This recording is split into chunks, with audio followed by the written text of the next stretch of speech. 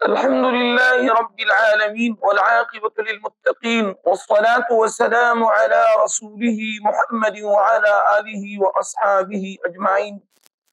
سامعین کرام، آج کی درس میں ہم بیان کریں گے اعتکاف کا لغوی اور اصطلاحی معنی۔ اعتکاف کا لغوی معنی ہے روکنا، ٹھہرنا، اور اصطلاحی معنی یہ ہے کہ 20ویں رمضان غروب آفتاب سے پہلے اور عصر کی نماز کے بعد معتکف میں داخل ہو کر اور یہ نیت کرنی ہے، بسم اللہ الرحمن الرحیم، نویت سنت الاعتکاف من 20 رمضان الى آخر رمضان۔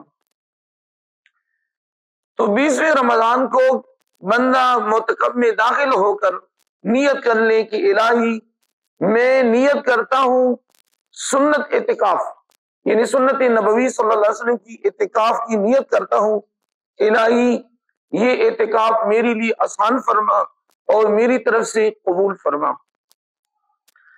اعتکاف کی 3 قسمیں ہیں۔ نمبر 1 سنت، اس کو سنت علی الکفایہ بھی کہا جاتا ہے۔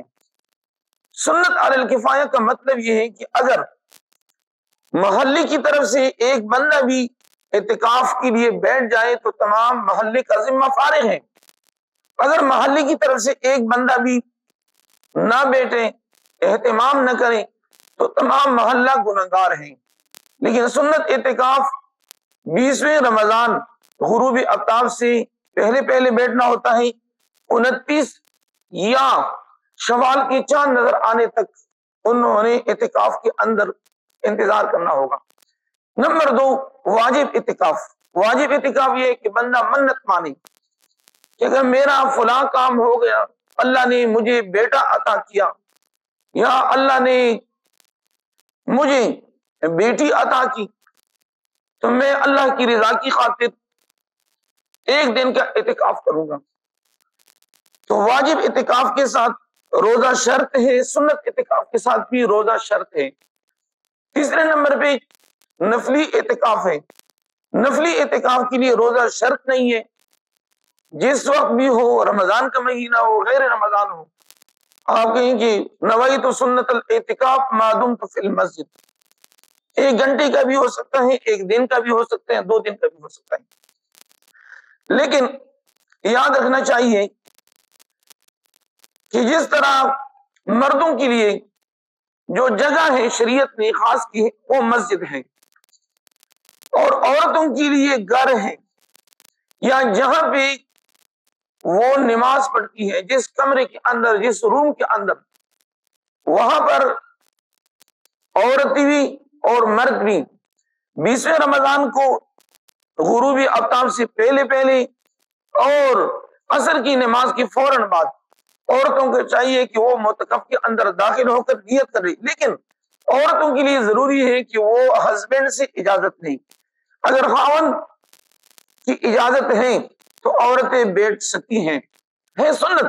لیکن دیکھیے شریعت کہ ہر کام میں ایک حسن ہوتا ہے، ایک خوبصورتی، تو شریعت نے فرمایا ہے کہ اگر عورتوں کے لیے اجازت نہیں ہے تو وہ سنت اعتکاف میں نہیں بیٹھ سکتی۔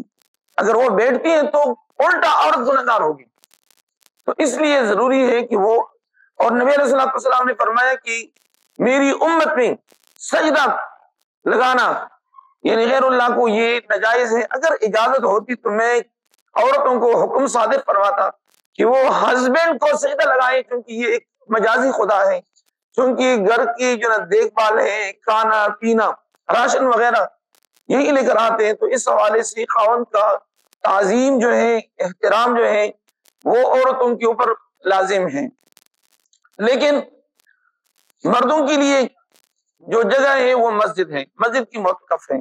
سب سے بہترین، افضل ترین جو اعتکاف ہے حرم شریف کی ہے، 2 نمبر پہ مسجد نبوی صلی اللہ علیہ وآلہ وسلم، 3 نمبر پہ مسجد اقصی، 4 نمبر پہ جامع مسجد، جہاں پر اجتماع اور گیدرنگ زیادہ ہوتی ہیں، لیکن یہ بھی یاد رکھنا چاہیے کہ بعض چیزیں ہیں اعتکاف والوں کے لیے ضروری ہے کہ ان کی مسائل جو ہیں وہ یاد کر لیں۔